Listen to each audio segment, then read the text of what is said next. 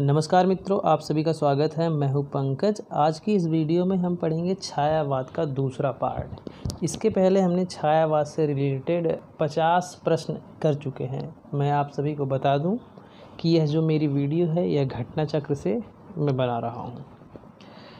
और जो मेरे प्यारे मित्र जो नए लोग हैं, प्लीज़ वे चैनल को सब्सक्राइब कर लें और वीडियो को लाइक करें।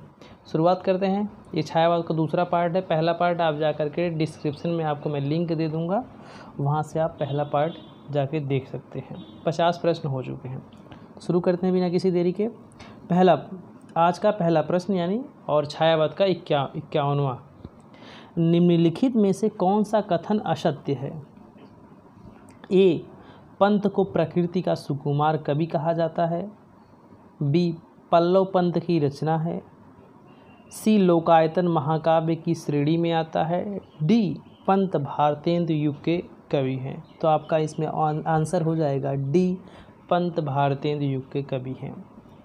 तीनों ऑप्शन बाकी सही हैं। ए, पंत को सुकुमार प्रकृति का सुकुमार कवि कहा जाता है। पंत को संवेदनशील इंद्रिय बोध का कवि भी कहा जाता है, आपको याद रखना है। पंत का जो है कि बाल्य नाम यानी बचपन का नाम गोसाई दत्त था, इसे भी याद रखना है आपको।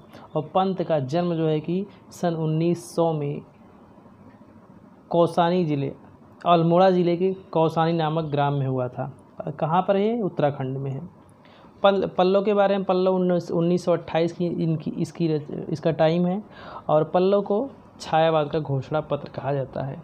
और इसी में सुमित्रानंदन पंत जी ने भाषा, अलंकार, छंद के बारे में भी विचार किया यानी लिखा है। ये भी पूछा जाएगा कि भाई पंत के किस काव्य में या फिर किस रचना में भाषा, अलंकार, छंद के बारे में बात की गई है, तो पल्लव ही है।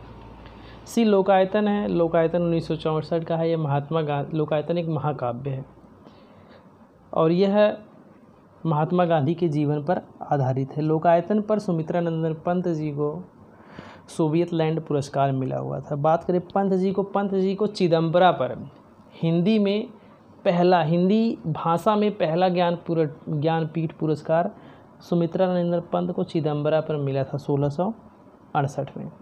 ठीक है, इतनी बातें हो गई। थोड़ा सा यहाँ पढ़ लेते हैं इसके बारे में क्या है। आपको वीडियो लंबी लग रही होगी, लेकिन ये सारी बातें हमें जाननी जरूरी भी है। सुमित्रानंदन पंत भारतेंदु युग के नहीं बल्कि छायावाद युग के प्रमुख कवि हैं। इन्हें प्रकृति का सुकुमार कवि तथा प्रकृति का सुकुमार राजकुमार भी कहा जाता है। पंत काव्य में प्रकृति के मनोरम रूपों का मधुर और सरल चित्रण मिलता है।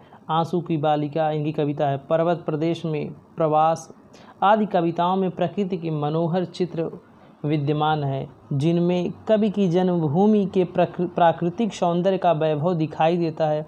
अतः इस आधार पर हम कह सकते हैं कि पंत जी प्रकृति के सुकुमार कवि हैं। पल्लव जो 1928 टाइम है, याद रखना, बहुत पूछी जाती है। पंत जी की रचना है। लोकायतन महाकाव्य की श्रेणी में माना जाता है, जिस पर इन्हें सोवियत लैंड पुरस्कार मिला था। किसके जीवन? महात्मा गांधी के जीवन पर लोकायतन आधारित है। इसका टाइम है 1964। नेक्स्ट प्रश्न चलते हैं अपना 52। अभी जो बात हुई 52, प्रकृति का सुकुमार राजकुमार किसे कहा जाता है? तो पंत को। प्रकृति का सुकुमार कवि किसे कहा जाता है? सुमित्रानंदन पंत को। संवेदन और एक ये भी पूछा जाता है कि इनके बारे में कि संवेदनशील इंद्रिय बोध का कवि कौन है? तो सुमित्रानंदन पंत है। 53, किस छायावादी कवि को प्रकृति का सुकुमार कवि कहा गया है? तो सुमित्रानंदन पंत जी को। 54, उत्तराखंड के किस कवि को छायावाद और प्रगतिवाद के संधि स्थल का कवि कहा जाता है? मंगलेश डबराल को, तारा पांडे को, चंद्रकुमार बर्तवाल को, सुमित्रानंदन पंत को। आपका आंसर हो जाएगा डी, सुमित्रानंदन पंत। यहाँ पर इनके बारे में जानकारी काफ़ी अच्छी दी गई है, तो हम इसको पढ़ लेते हैं थोड़ा सा। उत्तराखंड के कवि सुमित्रानंदन पंत को छायावाद और प्रगतिवाद के संधि स्थल का कवि कहा जाता है। इनकी रचनाओं में इसलिए कहा जाता है क्योंकि बहुत सारी इनकी रचनाएं जो शुरुआत में है छायावाद से, फिर बाद में प्रगतिवाद से भी संबंधित कविताएं लिखने लगे थे। जो इनकी युगांत है ना, युगांत से ये प्रगतिवादी में चले गए थे। ठीक है, इनकी छायावादी रचनाएं हैं उच्छ्वास है 1920, एक और रचना है सो को उच्छ्वास 1910 की है, यह जयशंकर प्रसाद की सो को उच्छ्वास 1920, ग्रंथि 1920, बीड़ा 1927, पल्लव 1928 जिसे छायावाद का घोषणा पत्र या फिर मैनिफेस्टो कहा जाता है, गुंजन 1932। गुंजन जो है कि इनकी अंतिम रचना है छायावादी, गुंजन में ही ये अंतिम है। और युगांत में आकर के ये ना छायावाद के अंत की घोषणा कर देते हैं और यहीं से प्रगतिवाद में वो चले जाते हैं। यहाँ पर देखते हैं और प्रगतिवादी युगांत है युगवाड़ी, ग्रामीण जीवन से आधारित है, नाम भी वैसे ही है। अंतश्चेतनावादी स्वर्ण किरण, स्वर्ण धूलि, युगपथ, ये हो गया। नव मानवतावादी उत्तरा 1949, कला और बूढ़ा चाँद 1959, जिसपे कला और बूढ़ा चाँद पर इन्हें साहित्य अकादमी पुरस्कार मिला था 1960 में। अड़िमा है 1955 की है, लोकायतन 1964 जिसपे सोवियत लैंड पुरस्कार, चिदम्बरा जो है कि इनका क्या है, चिदम्बरा में इन्हें ज्ञानपीठ पुरस्कार मिला हुआ था 1968 में। नेक्स्ट प्रश्न चलते हैं 55, निम्न में से कौन सी रचना सुमित्रानंदन पंत की नहीं है? युगवाड़ी, सांदगीत, गुंजन, पल्लव। तो आपका आंसर हो जाएगा बी सांदगीत। सांदगीत जो है कि 1960 की रचना है, ये महादेवी वर्मा की है। युगवाड़ी इनकी है, गुंजन छायावाद की अंतिम कविता इनकी है गुंजन। पल्लव जिसे छायावाद का घोषणा पत्र कहा जाता है 1928 की। ठीक है, नेक्स्ट प्रश्न चलते हैं। और गुंजन का टाइम 1932 है, आप याद रखेंगे इसे। 56, पंत की रचनाओं का प्रकाशन की दृष्टि से सही क्रम है। पहला है गुंजन, युगांत, ग्राम्य, लोकायतन। बी आप सभी देखें, सी कौन सही है? इसमें आपका आंसर हो जाएगा गुंजन का टाइम। देखिए गुंजन का टाइम 1932, ठीक है, और युगांत का 1936, ग्राम्य का 40, लोकायतन का 64। तो इस हिसाब से हमारा आंसर ए सही हो जाएगा। ठीक है, नेक्स्ट प्रश्न, ये टाइम दिया हुआ है 57, निम्नलिखित पुस्तकों में से किसकी भूमिका को छायावाद का घोषणा पत्र कहा जाता है? मैंने बता दिया था पल्लव की भूमिका को, जिसका टाइम है 1928।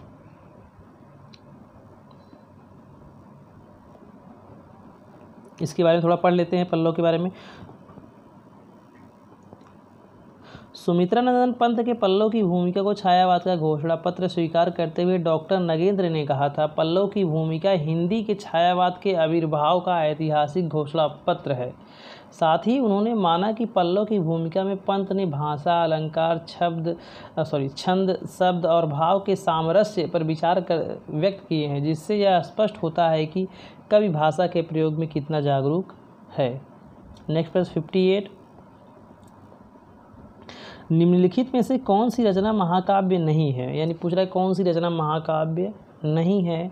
कामायनी है, बी प्रीप्रवास, सी साकेत, डी पल्लव। तो आपका आंसर इसमें हो जाएगा डी पल्लव, जिसे छायावाद का घोषणा पत्र कहा जाता है। यह सुमित्रानंदन पंत की रचना है 1928 की। बात करते हैं कामायनी प्रसाद की है, ये महाकाव्य है, इसमें 15 सर्ग है, आपको 15 सर्गों को याद रखना है।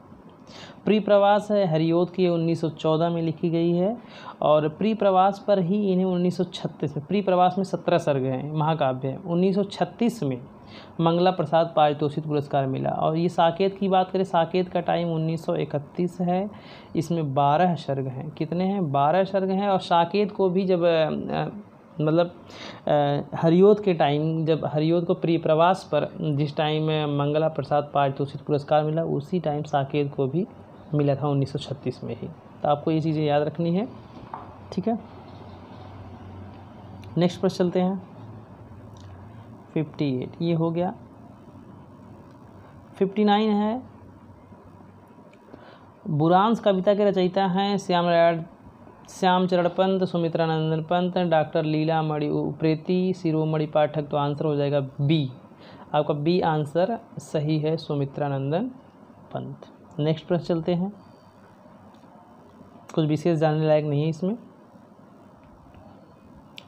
60, हिंदी साहित्य में महाप्राण किस कवि के लिए प्रयुक्त होता है? ए तुलसीदास, बी निराला, सी जयशंकर प्रसाद, डी सूरदास। तो आपका इसमें आंसर हो जाएगा बी निराला जी। निराला जी को महाप्राण सूर्यकांत त्रिपाठी निराला कहा जाता है। इनका पूरा नाम महाप्राण सूर्यकांत त्रिपाठी निराला है।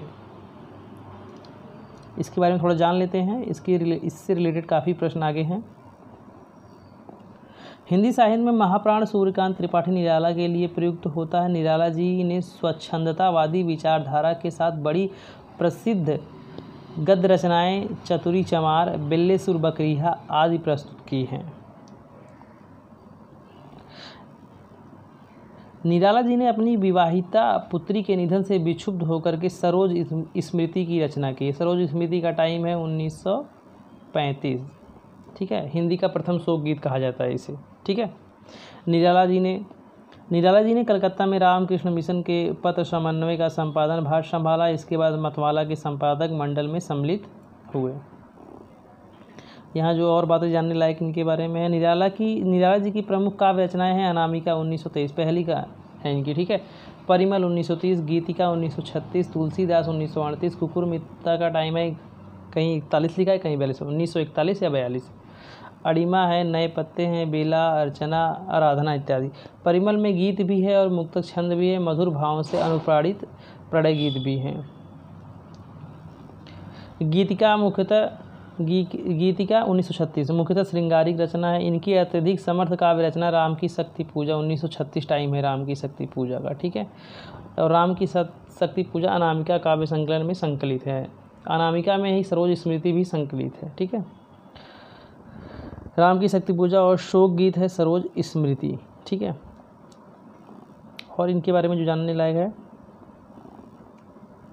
पंचवटी प्रसंग काव्य की रचना सूर्यकांत त्रिपाठी निराला ने की है। एक पंचवटी नाम की और रचना जिसके रचयिता कौन है? मैथिली शरण गुप्त जी हैं। आपको पंचवटी प्रसंग सूर्यकांत त्रिपाठी निराला की है। पंचवटी नाम की एक रचना मैथिली शरण गुप्त ने भी लिखी है। नेक्स्ट प्रश्न 61, कुकुरमुत्ता जिसका टाइम 1941, नए पत्ते तथा तुलसीदास किनकी कृतियां हैं? तो जयशंकर प्रसाद, बी महादेवी वर्मा, सी सुमित्रानंद पंत, डी निराला। तो आपका आंसर हो जाएगा डी निराला। नेक्स्ट प्रश्न चलते हैं, पंचवटी प्रसंग काव्य के रचयिता कौन है? तो मैथिली शरण गुप्त, निराला, जयशंकर प्रसाद, केशव प्रसाद। आपका आंसर सही हो जाएगा निराला जी। अगर पंचवटी की बात करें केवल तो पंचवटी मैथिली शरण गुप्त की कृति है।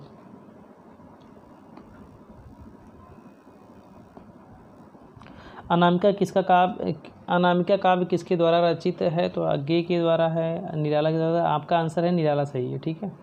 यहाँ पर निराला सही हो जाएगा। 1923 इसका टाइम है। निराला जी का प्रथम काव्य संग्रह है अनामिका, 1923 टाइम इसका है। नेक्स्ट प्रश्न चलते हैं,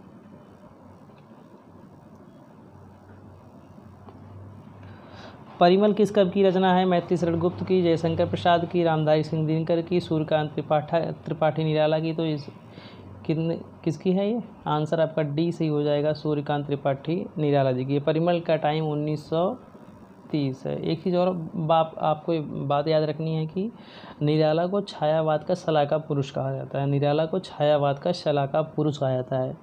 बात करें प्रयोग माने शलाका पुरुष किसे कहा जाता है? तो नागार्जुन जी को, ठीक है।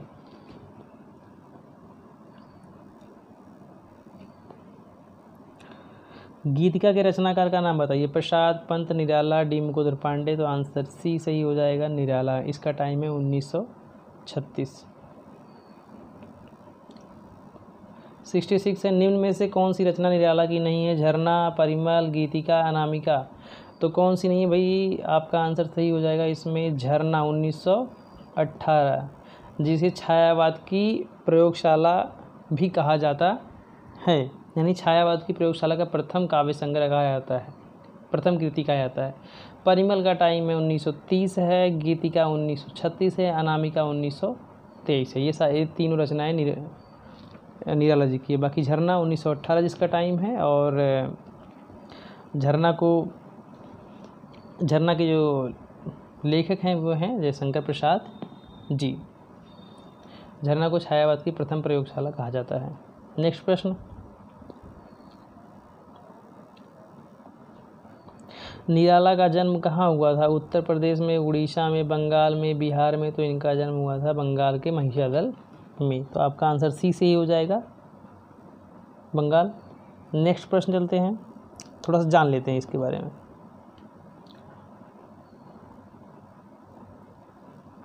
स्वच्छंदतावादी विचारधारा के कवि निराला का जन्म 21 फरवरी 1896 को महिषादल राज्य मेदिनीपुर बंगाल नामक ग्राम में हुआ। इनका पैतृक गृह उन्नाव जिले के गढ़गोला गांव में था। इनके पिता का नाम राम साहेब त्रिपाठी तथा पत्नी का नाम मनोहरा देवी था। 15 अक्टूबर 1961 को इलाहाबाद और प्रयागराज में इनका निधन हुआ। अच्छा, आप लोग कमेंट करके ये बताएं कि किसके जन्म दिवस को राष्ट्रीय कवि दिवस के रूप में मनाया जाता है। ठीक है, चलो मैं बता देता हूँ कि आपको मैथिली शरण गुप्त के जन्म दिवस को राष्ट्रीय कवि दिवस के रूप में मनाया जाता है। आपको अब डेट बताइए कौन सी है, कमेंट जरूर करके आप लोग बताएं।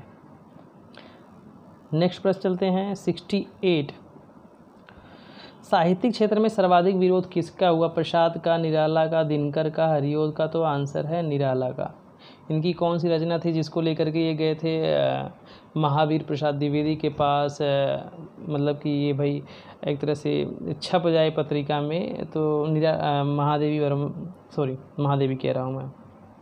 महावीर प्रसाद द्विवेदी, उन्होंने मना कर दिया था। क्योंकि जैसे इन्होंने देखा इनकी रचना को तो कहा इसमें कोई तुक ही नहीं है। मतलब जो एक तरह से काव्य जिस प्रकार से परिपाटी से लिखा जा रहा है उससे कुछ अलग थी, इसलिए उन्होंने मना कर दिया। और इनकी कृति को काफ़ी, इनकी रचना थी जूही की कली। ठीक है, काफ़ी विरोध हुआ कि कैसी रचना है, कैसी लिखी गई है। तो बहुत आलोचना हुई, और इनके छंदों को कहा गया केंचुआ छंद, रबड़ छंद भी कहा गया, तमाम प्रकार की बातें हुई। यानी इन्होंने बहुत ही विरोध झेला साहित्यकार के रूप में। तो इसका निराला हो गया। नेक्स्ट पर चलते हैं।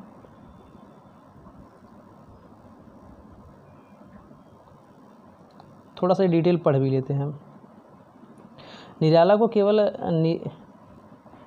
को केवल व्यक्ति के रूप में ही परिस्थितियों का तीव्र विरोध नहीं सहना पड़ा, वरन कवि के रूप में भी उनका प्रबल विरोध हुआ। इसका प्रधान कारण तो उनकी मौलिकता है, जो कवि के दीप्त अहंकार की साहित्यिक अभिव्यक्ति है। सन 1916 में जूही की कली का प्रकाशन उस युग के साहित्य चेताओं के लिए एक चुनौती बनकर सामने आया। उसमें व्यक्त प्रणय केली के चित्र और मुक्त छंद का शक्तिशाली शिल्प दोनों ही तत्कालीन मान्यताओं से मेल नहीं खाती थी। किंतु निराला अपनी धुन के पक्के और फक्कड़ स्वभाव के व्यक्ति थे, इसलिए उन्होंने सबकी उपेक्षा की। उनके काव्य में आरंभ से ही विविधता के दर्शन होते हैं। 69। निम्न पंक्तियाँ किस प्रसिद्ध लंबी कविता से उद्धृत हैं? प्रतिपल परिवर्तित व्यू, भेद कौशल समूह, राक्षस विरुद्ध प्रत्युह, क्रुद्ध कपि विषम।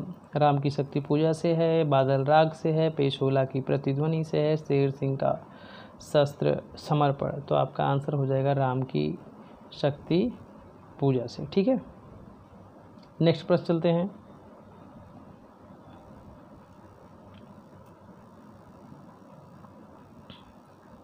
हो गए।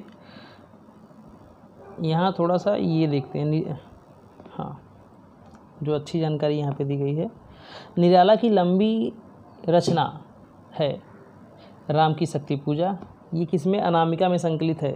सरोज स्मृति अनामिका में संकलित है। ये लंबी कविताएं, राम की शक्ति पूजा, सरोज स्मृति हो गया, बादल राग हो गया, तुलसीदास हो गया, कुकुरमुत्ता हो गया। तो ये सारी लंबी कविताएं। कैसे आप याद रखेंगे राम की शक्ति पूजा? भाई राम जो है शक्ति की जब पूजा करेंगे तो काफ़ी देर तक पूजा किए हुए हैं, काफ़ी लंबे समय तक, तो लंबा हो गया। सरोज की स्मृति, सरोज उनकी पुत्री थी, तो उसकी मृत्यु हो गई, तो काफ़ी दिनों तक, लंबे समय तक उसकी स्मृति, उसको याद करते रहे। बादल राग, बादल क्या होते हैं? तैर के दूर दूर जा कर के गरजते हैं, यानी एक तरह से गाते हैं, तो वो भी लंबे हो गए बादल, तो लंबी कविता। तुलसीदास तो भाई है ही हैं, इन्होंने रामचरितमानस की रचना की, 7 कांड है उसमें, ठीक है। और कुकुरमुत्ता, तो जैसे बारिश का समय आता है तो कुकुरमुत्ता इधर उधर हर जगह बिखरे, दूर दूर तक लंबे बिखरे पड़े होते हैं। तो ये सारे क्या हैं, आपकी लंबी हो जाएगी। निराला के उपन्यास हैं अप्सरा, अलका, प्रभावती, निरुपमा, उच्छृंखलता, काले कारनामे, पुराण, कथा, महाभारत। निबंध संग्रह है, प्रबंध परिचय है, प्रबंध प्रतिभा है, बंग भाषा का उच्चारण है, प्रबंध पद्य है, प्रबंध प्रतिमा है, चाबुक है, चयन, संघर्ष आदि है। बस 70 देखते हैं। निराला की निम्नलिखित कविताओं में से कौन सी लंबी कविता नहीं है? तो ए भिक्षुक, बी कुकुरमुत्ता, सी सरोज स्मृति, राम की शक्ति पूजा। तो मैंने आपको अभी बताया ही था कैसे ट्रिक।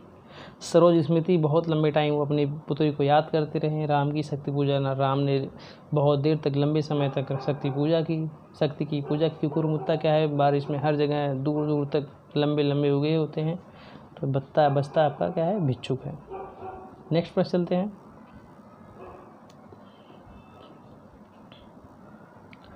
निराला की बादल राग कविता का संबंध है छायावादी सौंदर्य से है, प्रगतिवादी चेतना से है, प्रयोगवादी चेतना से है, प्रकृति सौंदर्य से है। तो आपका आंसर डी हो जाएगा, प्रकृति के सौंदर्य से।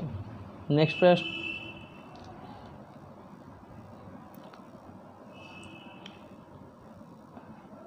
तो जस्ट अभी हो गया। बादल राग के रचयिता हैं प्रसाद हैं, पंत हैं, निराला हैं, महादेवी वर्मा है। तो आंसर हो जाएगा सी आपका, निराला। प्रसाद का जन्म की बात करें 1899 में हुआ था इनका जन्म, ठीक है। पंत की 1900 में टाइम है। निराला 1897, ठीक है। महादेवी वर्मा 1905। नेक्स्ट प्रश्न, धिक जीवन जो पाता ही आया है विरोध। पंक्ति में किसके जीवन सत्य की अभिव्यक्ति मिलती है? सूर्यकांत त्रिपाठी। निराला की, हनुमान की, लक्ष्मण की, विभीषण की। तो आंसर हो जाएगा आपका ये, सूर्यकांत त्रिपाठी, निराला। यानी जो इन्होंने साहित्यिक जीवन के रूप में, कवि के जीवन के रूप में इनका जितना विरोध हुआ उसी को इस पंक्तियों में इन्होंने प्रस्तुत किया है। नेक्स्ट प्रश्न चलते हैं। 74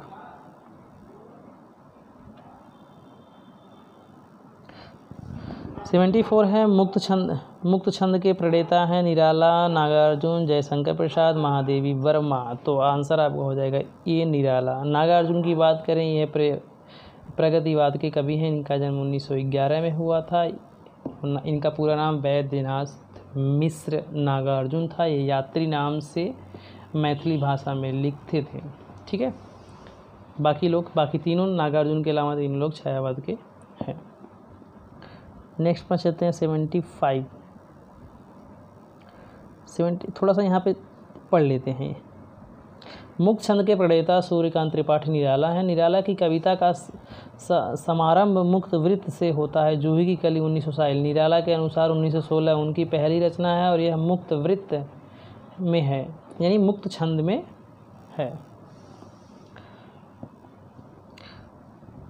मुक्त वृत्त में छंदोबद्ध रचना के तुक, मात्रा आदि के अवरोधक तत्व निशेष हो जाते हैं। अगला प्रश्न है, निराला की जूही की कली उदाहरण है मात्रिक छंद का, वर्णिक छंद का, मुक्त छंद का। इनमें से कोई नहीं। तो आपका आंसर हो जाएगा मुक्त छंद का। नेक्स्ट प्रश्न चलते हैं। रबड़ छंद या केंचुआ छंद किस कवि की कविताओं को लक्ष्य करके कहा गया? दिनकर की, धूमिल की, निराला की, मुक्तिबोध की। तो आंसर हो जाएगा आपका निराला की। वो भी किसके लिए? जूही की कली की रचनाओं को देखते हुए, ठीक है। रबड़ छंद या केंचुआ छंद कहा गया और इस रचना का काफ़ी विरोध हुआ। महावीर प्रसाद द्विवेदी ने अपनी सरस्वती पत्रिका में छापने से मना भी कर दिया था। नेक्स्ट प्रश्न,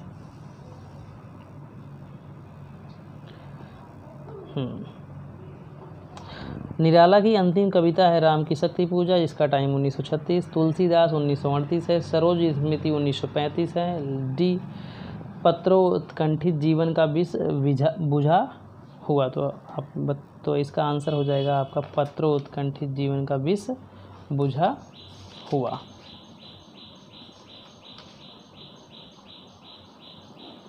और इसका टाइम है 1961। डी वाले का टाइम 1961 है, ठीक है।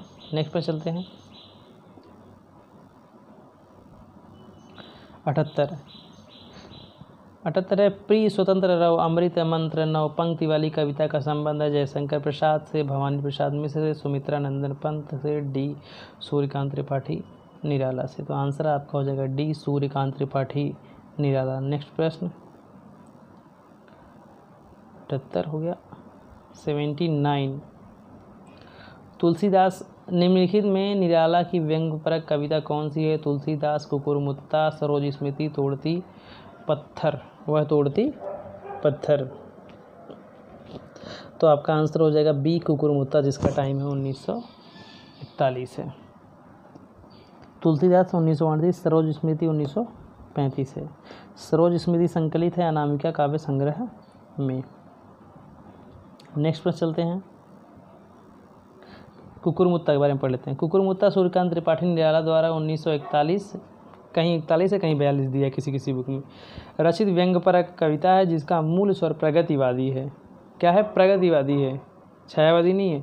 यहाँ निराला के काव्य संकलन नए पत्ते में संकलित है। किसमें संकलित है? नए पत्ते में। नेक्स्ट प्रश्न, छायावाद को स्थूल के प्रति सूक्ष्म का विद्रोह किसने कहा है? ये जयशंकर प्रसाद, बी महादेवी वर्मा, सी नंद दुलारे वाजपेयी, डी नागेंद्र। तो किसने कहा है? डी नागेंद्र ने। थोड़ा सा पढ़ते हैं इसके बारे में, व्याख्या इसकी। छायावाद को स्थूल के प्रति सूक्ष्म का विद्रोह डॉक्टर नागेंद्र ने कहा है।